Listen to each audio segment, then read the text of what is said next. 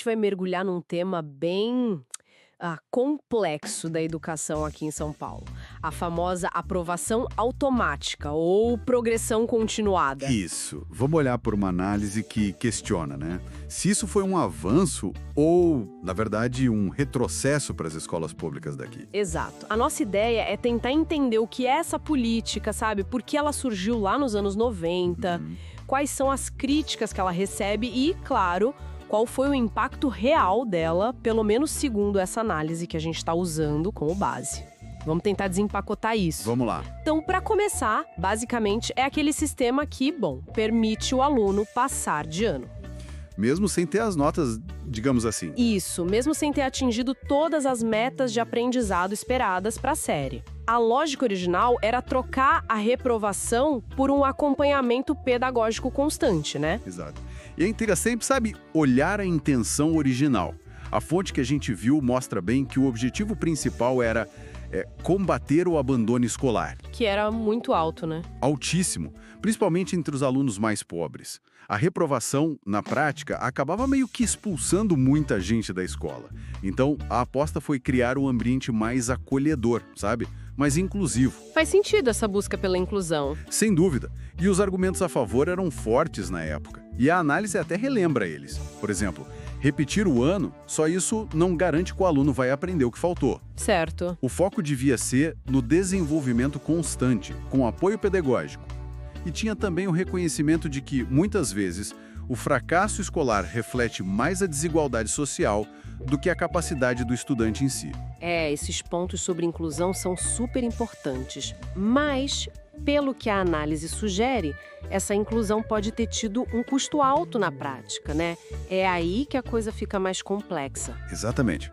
Aqui a conversa fica mais, digamos, delicada. Porque a prática parece ter trazido uns desafios bem grandes. Os problemas que a análise aponta são preocupantes, né? Sim. Fala de gerações se formando com dificuldades bem sérias em leitura, escrita, matemática básica. Exato. Coisas fundamentais. A gente vê alunos chegando no ensino médio, às vezes até na faculdade, sem esse domínio essencial. Isso acaba alimentando o que chamam de analfabetismo funcional, né? Isso. Aquela dificuldade de entender e usar o que se lê no dia a dia, mesmo sabendo decodificar as palavras. É um problema sério. E outro ponto que a análise levanta é a possível desvalorização do esforço, sabe? Aquela sensação de que, vou passar de qualquer jeito. Isso pode diminuir a motivação do aluno. Com certeza. E os professores, como ficam nessa história toda? A análise aponta para uma sobrecarga, assim, gigantesca. Imagino. Eles ficam naquela pressão de ter que aprovar mesmo quem não aprendeu de fato e ainda tem que lidar com turmas onde a diferença de nível entre os alunos é enorme. Muito heterogêneas, né? Muito.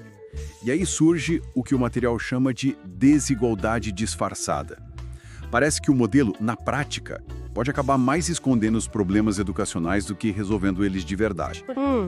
Como assim? Melhora a estatística de fluxo, né? Menos gente reprovando, mais gente avançando, mas sem o investimento pesado que seria necessário em reforço, em estrutura, em formação de professor. Entendi. Fica uma coisa meio superficial. Pois é. Aí fica a pergunta: a gente está garantindo acesso à escola ou acesso a uma educação de qualidade de fato? São coisas diferentes. E qual o resultado disso para a sociedade como um todo? O impacto social que a análise descreve é bem sério. É preocupante.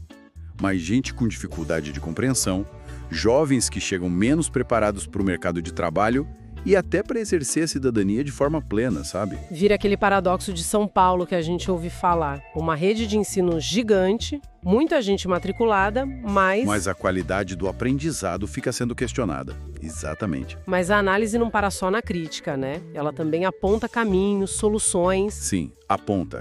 E isso é crucial. Não se trata de simplesmente voltar para a reprovação como era antes, aquela coisa meio punitiva. Certo, não é um retrocesso puro e simples. Não. A busca parece ser por um equilíbrio mais eficaz, que funcione melhor.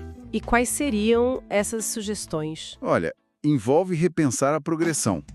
Talvez um modelo meio híbrido, sabe? Manter a ideia de progressão, mas com umas paradas estratégicas para avaliações mais rigorosas. E o ponto-chave, recuperação de verdade, direcionada, efetiva para quem não atingiu as metas. não só um apoio genérico. Mas isso exige investimento, né? Ah, com certeza. Investimento pesado. Reforço escolar desde cedo, talvez com tutores, aulas extras. Quem sabe apoio psicológico, usar mais tecnologia para ajudar. E os professores? Fundamental. Investir na formação contínua, valorizar a carreira, diminuir o número de alunos por sala, que hoje é um problemaço. E, claro, criar políticas que olhem para as dificuldades socioeconômicas de cada aluno, de forma individualizada. Então, o ponto central dessa análise parece ser essa tensão, né? Uma política que nasceu com uma intenção muito boa de incluir, Sem dúvida. mas que, do jeito que foi implementada aqui em São Paulo, acabou gerando efeitos colaterais bem graves. Pode ter mascarado uma crise de aprendizagem Exato. e, ironicamente, talvez tenha levado a uma outra forma de exclusão, a cognitiva. Quer dizer, o aluno está na escola, mas está meio que excluído do aprendizado real. Perfeito. E a reflexão final que o material provoca é justamente essa. Será que rediscutir a aprovação automática seria mesmo um retrocesso? Ou será que seria um passo necessário? Exato. Um passo necessário para a gente finalmente conseguir alinhar a permanência na escola, que é um direito, com uma aprendizagem que faça sentido, que prepare para a vida de verdade. Fica a pergunta no ar, então. Fica! Como equilibrar esse direito de estar na escola com a garantia de uma educação que realmente transforme para todos? Esse é o grande desafio.